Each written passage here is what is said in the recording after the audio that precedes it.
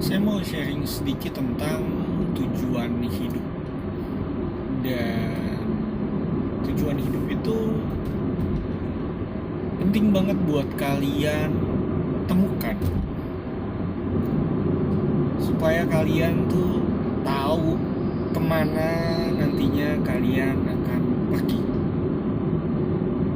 Saya dulu sempat hampir mau bunuh diri di umur 23 tahun. Dan sebelum itu hidup saya ya apa adanya aja gitu, go with the flow katanya kalau istilah orang, ngikutin arus aja, mau kemana bawa ya udah gitu aja. Sampai rock bottom, saya di titik terendah saya pengen hampir bunuh diri. Dan saya doa juga sama Tuhan gitu, Tuhan saya harus ngapain. Puji Tuhannya perjalanan dari dari hampir bunuh diri itu sampai ke sekarang itu berjalan jauh lebih baik, karena saya ngerasa ada satu pertanyaan itu yang nempel ke saya, yaitu Tuhan, saya harus ngapain? Saya harus ngapain dengan hidup saya? Dan inilah tujuan hidup kita masing-masing gitu. Kita harus nanya, Tuhan, saya lahir nih buat apa sih? Kita harus nentuin, kita harus tahu, kita harus dapat informasi tujuan hidup kita tuh sebenarnya apa. Karena kalau tanpa tujuan, ya sama seperti 23 tahun hidup saya yang sebelumnya, di saat saya ketemu jalan buntu, nah saya ingin bunuh diri aja. Pencarian tujuan hidup pun gak gampang. Dari umur 23, saya tuh baru nemu kira-kira tuh di umur 29.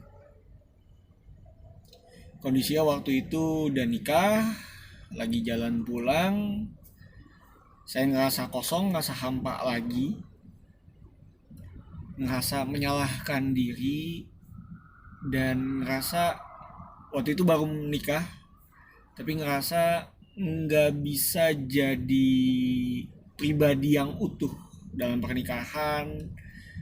Karena dulu saya anggap, oh mungkin setelah saya menemukan jantung hati saya bisa merasa penuh gitu. Tapi ternyata ya, kalau kita ditemenin tapi tanpa tujuan, efeknya tetap sama gitu. Kosong tuh tetap ada. Di perjalanan pulang itu, di mobil saya nangis, dan hampir dekat rumah tiba-tiba ada satu kata yang muncul gitu. Kata Bapak. Di situ saya lagi memang mempertanyakan, Tuhan, saya mesti ngapain? Dan kata Bapak itu nempel banget, benar-benar nempel banget sama saya. Sampai detik ini pun saya masih belajar. Sebenarnya tujuan saya jadi bapak itu seperti apa? Dan setelah saya menemukan kata ini, banyak hal yang berubah. Banyak hal yang jadi semakin jelas. Dan ya, hidup walaupun kadang masih sering terasa kosong, di saat udah inget momen itu dan inget kata itu, jadi balik lagi. Saya harus jadi bapak untuk anak saya harus jadi bapak dalam keluarga, saya harus jadi sosok bapak yang bisa mencerminkan bapak di surga. Saya nggak tahu tujuan hidup kamu apa. Saya nggak tahu gimana kamu cara menemukannya. Saya cuma bisa bagiin gimana cara saya waktu itu menemukannya. Pertama, saya semakin dekat sama Tuhan. Saya mulai baca Alkitab. Saya juga mulai renungan tiap pagi. Nggak langsung ketemu juga. Butuh waktu sekitar 1-1,5 tahun baru dapatlah momen itu. Kenapa sih harus baca Alkitab? Buat apa baca Alkitab? Kita sadar bahwa kalau kita beli handphone atau kita beli barang apapun, itu kan ada buku manual, buku petunjuknya kan. Sedangkan kita lahir ke dunia ini tuh kita nggak dikasih tahu kalau sebenarnya ada loh buku petunjuknya juga. Dan buku petunjuknya itu adalah Alkitab. Alkitab itu surat cintanya Tuhan yang udah menciptakan kita menurut rupa dan gambarnya Dia untuk tujuan yang khusus. Dan kalau kita nggak baca manualnya, kita akan salah ngegunain hidup kita. Coba kamu bayangin kalau ada orang nggak ngerti gimana caranya pakai juicer. Bisa aja tempat yang harusnya jusnya keluar, malah dia paksa masukin buahnya. Kebalik, input sama outputnya. Dan itu juga yang sering terjadi sama hidup kita. Kita nggak tahu gimana caranya kita hidup dengan benar, sehingga kita ngerasa hidup kita kebalik. Tuhan, saya udah kerja mati-matian, kaki di atas, kepala di bawah, tapi kok nggak sukses-sukses, tapi kok nggak berhasil-berhasil, tapi kok tetap ngerasa kosong. Jawabannya ya karena kita menggunakan hidup kita dengan cara yang salah. Dan setelah kita belajar Alkitab, semakin kita kenal Tuhan, semakin kita tahu seperti apa gaya atau seperti apa sifatnya Tuhan. Dari situ kita bisa nebak-nebak. Oh, kayaknya saya tujuan hidupnya arahnya ke sini. Tujuan hidupnya untuk ini.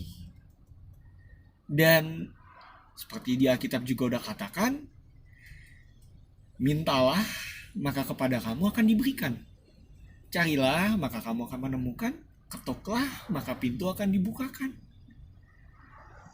Step keduanya adalah minta sama Tuhan. Kalau Tuhan tuh udah baik banget buat kita, Dia aja rela mati buat kita. Masa iya kamu pengen tahu tujuan hidup kamu tapi gak dikasih tahu sama Tuhan? Rasanya hampir gak mungkin kan? Karena di ayat lain Tuhan juga bilang, masa iya kamu memberikan kepada anak kamu batu saat dia minta roti, atau kasih dia ular di saat dia minta ikan? Kan gak mungkin. Kalau kamu aja tahu memberikan yang baik buat anak kamu, masa iya Bapak kamu di surga gak ngerti? Dan setelah kamu menanyakan sama Tuhan, Tuhan, tugas saya apa? Step yang ketiga adalah berjalan dengan iman. Ini yang susah. Kadang Tuhan tuh udah kasih clue-nya banyak. Kadang tuh Tuhan udah kasih tanda sana sini, tapi kitanya yang gak mau nerima jawaban Tuhan.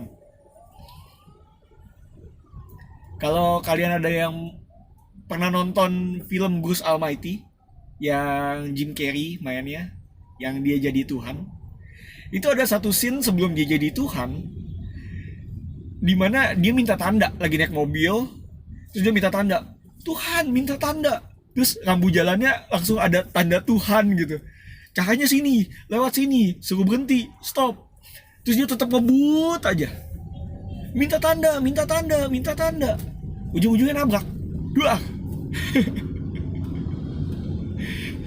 Dan setelah nabrak itu dia ngomel, Tuhan kok gue malah nabrak sih.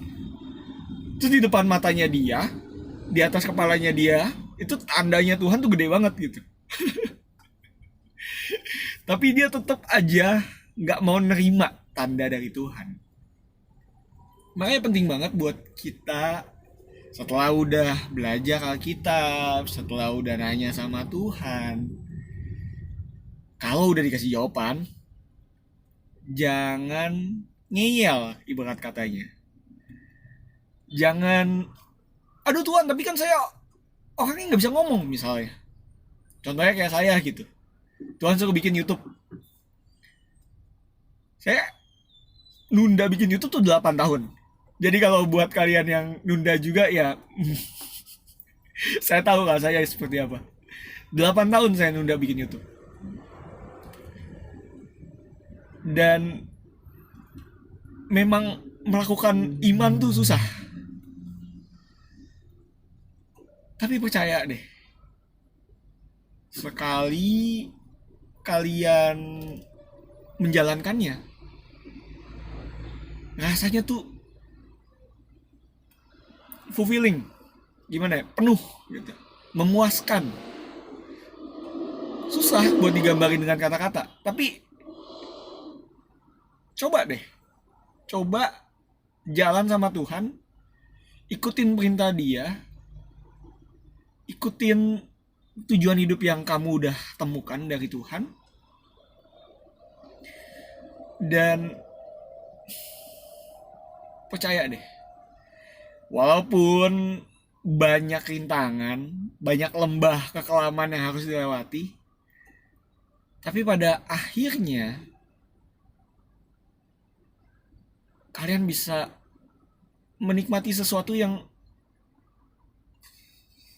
gak bisa digambarin gitu. Sebuah damai, sebuah sukacita yang luar biasa. Saya jujur kehabisan kata untuk menggambarkannya gitu. Dan saya percaya nggak ada satupun dari kita yang hidupnya tuh sia-sia.